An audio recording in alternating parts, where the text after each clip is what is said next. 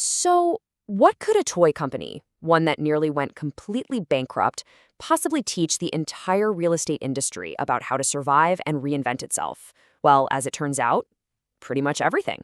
Today, we're going to unpack the incredible comeback story of Lego and figure out what its blueprint means for agents and brokers, especially right now. It all starts with this simple, almost universal feeling. The author Troy Palmquist points out something that I think a lot of us can relate to. There's just something special about Lego. It's a brand that connects with us on a really deep level, from when we were kids to even now as adults. And that connection, it's really the heart of this whole story. And yeah, it's a fair question. I mean, on the surface, colorful little building blocks and property listings, they don't seem to have a whole lot in common, right?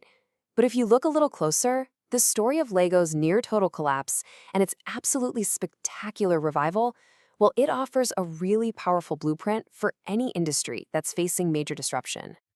To really get the lessons here, first we have to understand the crisis. Because this isn't just a simple success story. No, this is a story about almost catastrophic failure and how the company managed to pull itself back from the very, very brink. I mean, think about the journey. It went from this tiny Danish workshop to a global icon with a brilliant, super consistent product. But then 2003 happened. The company was just hemorrhaging money.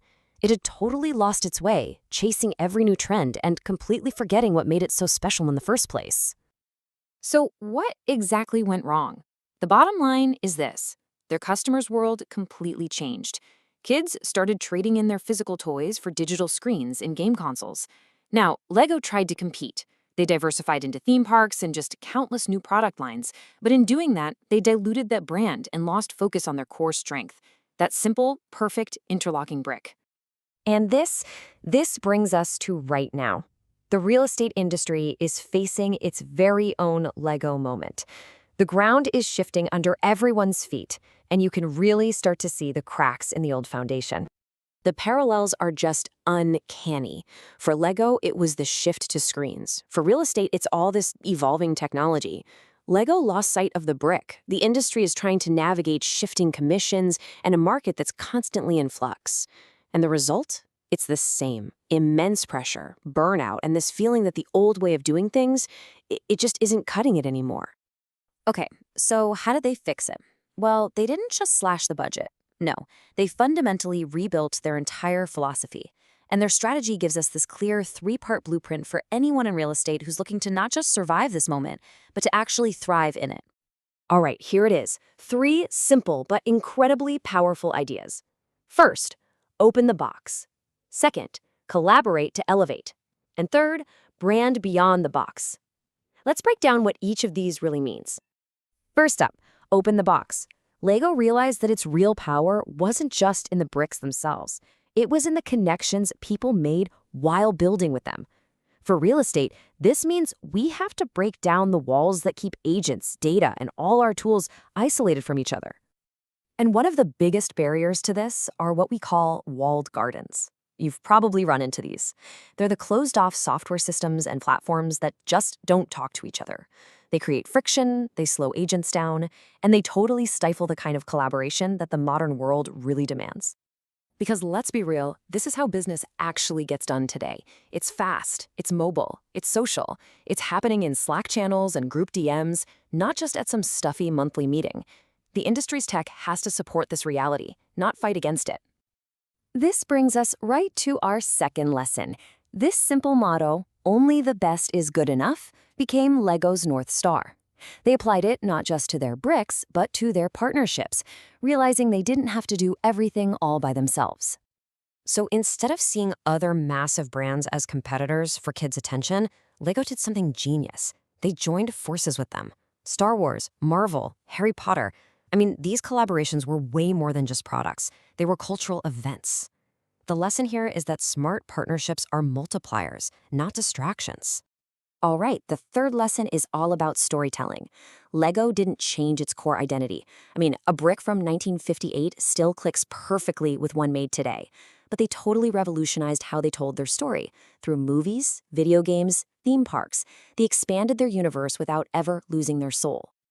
And this right here, this is the critical takeaway for every single agent and broker out there. Your brand, your business model, your skills, they are never finished. Success is not a destination. It's a process of constant building and learning.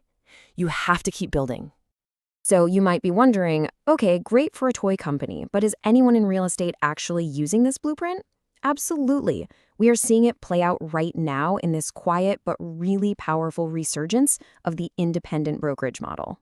See, indie brokerages are just built for this new environment. They're faster because they aren't weighed down by all these layers of bureaucracy. This lets them adopt open tech and collaborate freely. That's lesson one right there. They have the creative freedom to forge these unique local partnerships with the best stagers, the best lenders, even the best coffee shops, which is the absolute essence of collaborate to elevate and brand beyond the box. And let's be clear, this isn't about fighting the old guard. It's about building something totally new. It's about reinvention from the ground up, focusing on what agents and, more importantly, consumers actually need today, not what they needed yesterday. But Lego's success wasn't just about their internal strategy. It was also about presenting this unified, positive brand to the world. And this offers one final, absolutely crucial lesson for the entire real estate industry. And frankly, it's also a bit of a warning. The author puts it so bluntly here. The constant lawsuits, the finger-pointing, the us versus them mentality, it is a massive drain on the industry's energy and resources. It's impossible to build the future when everyone's focused on fighting over the past. So the author argues for a massive shift in focus toward a shared mission. Instead of fighting each other, the goal should be simple: serve the consumer better and strengthen the industry as a whole. Because the real battle isn't internal. It's about winning and, most importantly, keeping consumer trust. You know, at the end of the day, Lego's magic isn't just in the plastic. It's in the way it fosters creativity, connection, and just pure joy. It's a brand that brings people together to build something new. And that is such a powerful lesson.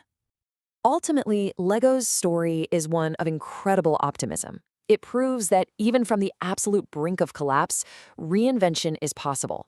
The blueprint is right there for us: openness, collaboration, and constant evolution. So really, the only question left is, what are you going to build with it?